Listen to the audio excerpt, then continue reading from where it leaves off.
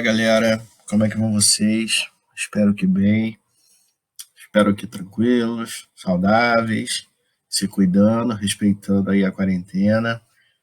Cada vez mais esse respeito à quarentena se faz necessário, né? Porque a situação vem se agravando e quanto mais a gente estiver obedecendo aí o isolamento, acredito que mais rápido a gente vai estar saindo dessa, tá? A gente começa hoje a falar sobre industrialização brasileira. Esse assunto ele vai se estender um pouco mais, né? Então,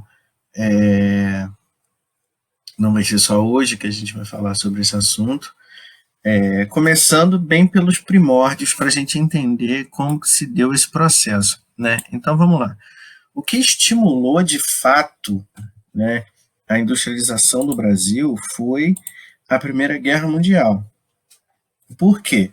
Como a Europa, como principal fornecedora de produtos industrializados, estava destruída pela guerra, surgia a necessidade de substituir esses produtos, né? Então daí começa um incentivo maior, um crescimento maior da indústria no Brasil. Né? Para vocês terem uma ideia, em 1919, 70% da produção dos bens de consumo do Brasil eram de bens não duráveis. E esse número, em 1939, passa para 58%, devido ao aumento de outros produtos. Né? Então, aqui nessa tabela, do lado direito aqui, a gente consegue analisar um pouco de como se deu esse processo de expansão da atividade industrial no Brasil. Então, aqui tem uma informação importante que a gente precisa estar atento, que é o seguinte: apesar do processo de industrialização oficial do Brasil ter começado a partir de 1930, não quer dizer que antes disso não existiam indústrias no território brasileiro. Tá? Então, a gente pode ver até aqui que nesse intervalo de tempo observado, entre 1884 e 1919, né, são aí aproximadamente 13 mil estabelecimentos industriais no Brasil. Claro, indústria bastante rudimentar, indústria bastante simples, né? Mas é importante a gente ter isso claro, assim, que já existiam estabelecimentos industriais no território brasileiro, embora o Brasil estivesse muito longe de se tornar um país industrializado, que aí é uma coisa completamente diferente, né? Aqui nessa imagem mostra uma mudança na silhueta da cidade de São Paulo, né? São Paulo da década de 1920, mostrando aqui uma quantidade significativa de fábricas, né? A gente pode identificar pelas chaminés que podem ser vistas até no horizonte dessa imagem.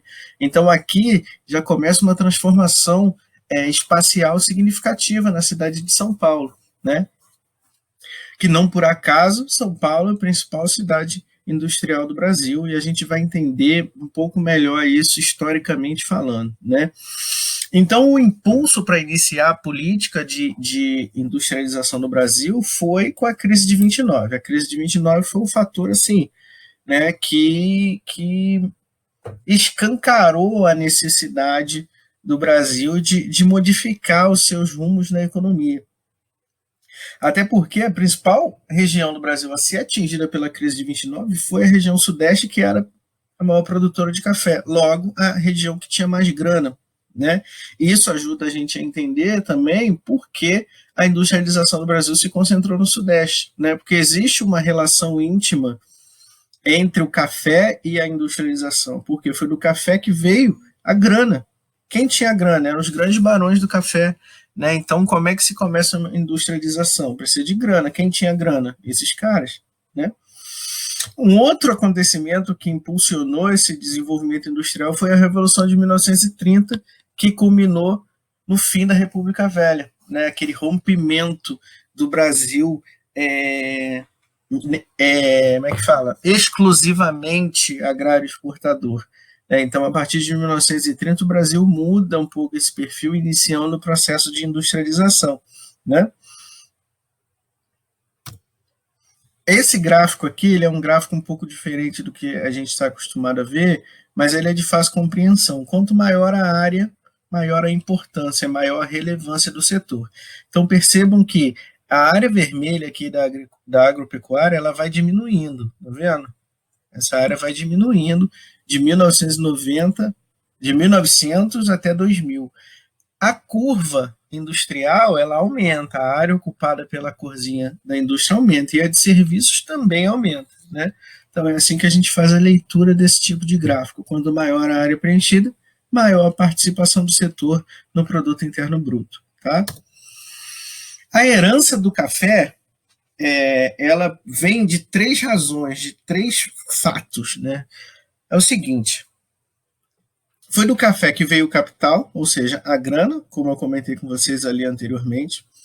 Foi do café que veio a infraestrutura necessária para a produção, energia elétrica e ferrovias. As ferrovias que foram construídas inicialmente para escoar a produção do café, elas serviram, obviamente, para as indústrias, e a mão de obra qualificada. Por quê? Vamos lá.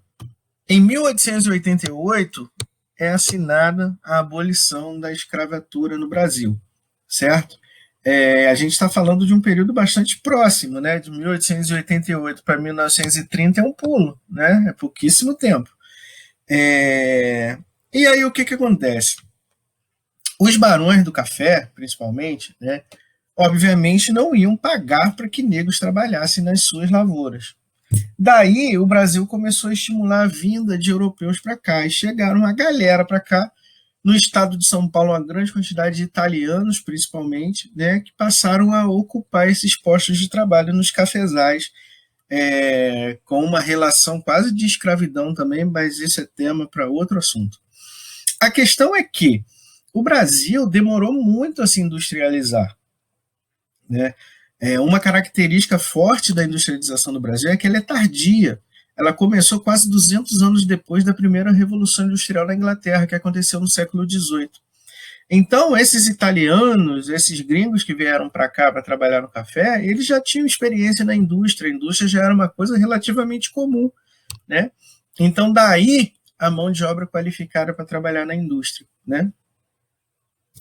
E as três características básicas da industrialização do Brasil. Isso é bastante importante para a gente. Tanto essa informação aqui, esses três elementos que constituem a herança, né? E os três elementos que constituem as características básicas da industrialização do Brasil. Ela foi tardia, porque, como eu falei com vocês, ela ocorreu quase 200 anos depois da primeira Revolução Industrial. Ela foi dependente, porque o Brasil não tinha tecnologia para fazer máquina. Como é que você inicia um processo de industrialização? Porra, bora fazer mais máquina? Bora, uhul, fiz. Não, não é assim, né? É preciso de tecnologia.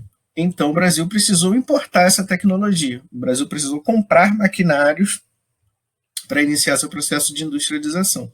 E a terceira característica básica é que ela foi substitutiva de importações, ou seja, a ideia era produzir aqui aquilo que não se conseguia mais exportar por conta de guerras mundiais e tudo mais, tá? Então, essa característica, essa terceira característica, ela é bastante importante para a gente também, porque ela tem algumas versões, como é que eu vou dizer?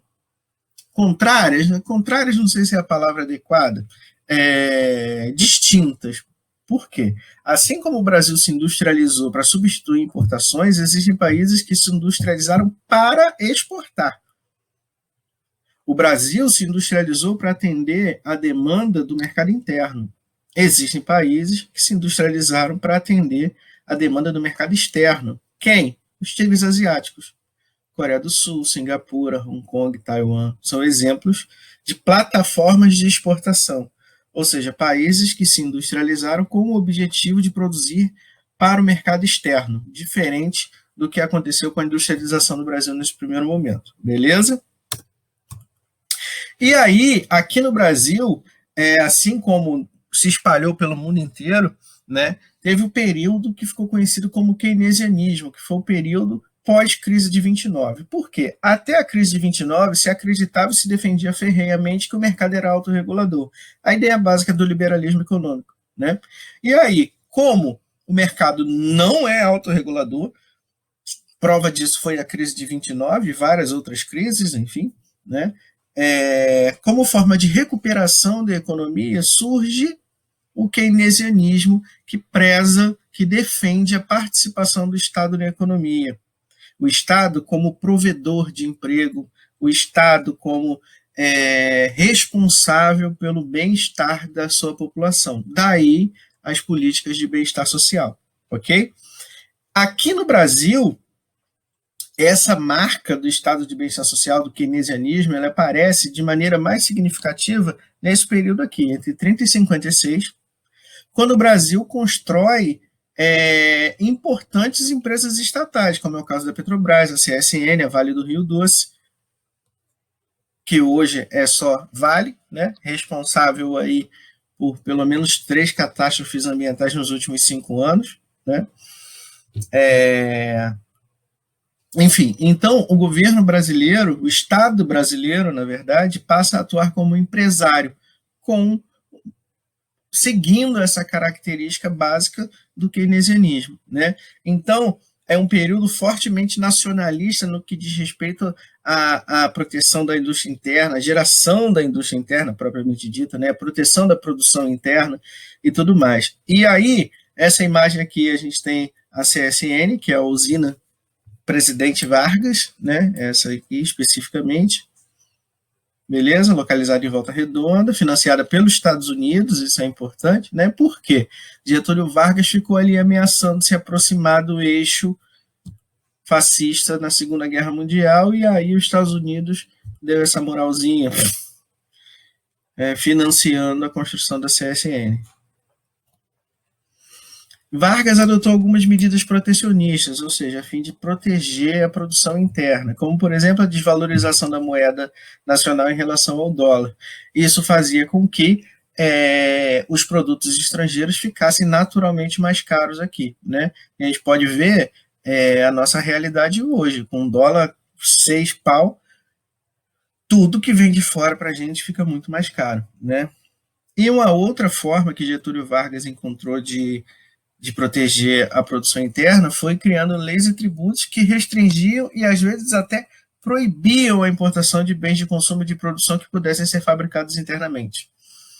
Então essa era uma outra forma de proteger a produção interna, ou seja, a produção nacional. Beleza? Aqui a gente tem a taxa de crescimento da produção industrial entre 1939 e 1945 no Brasil. Então, por exemplo, as indústrias metalúrgicas cresceram aí mais de 9%, né? A de material de transporte teve uma queda de 11%, mas todas as outras observadas tiveram aumentos significativos, né? O menor aumento que se atingiu aí foi de 5, não. Olha o outro não lendo a tabela. O aumento total foi de 5,4%, né? Em áreas específicas aqui, das que estão sendo apontadas, a que teve o menor crescimento foi aqui, a indústria têxtil, com 6,2%. Beleza? Galera, para hoje era basicamente isso que eu queria falar com vocês. Essa é mais uma introdução, né, dessa matéria de industrialização brasileira. Na próxima aula a gente vai estar falando sobre os governos e os modelos de industrialização que foram adotados nesses governos, passando pela ditadura militar, né, até mais recentemente, beleza? Então, se cuidem, galera, espero que tenha sido claro aí para vocês, estou um pouquinho cansado, uma dorzinha de cabeça, mas é isso aí. Valeu, forte abraço.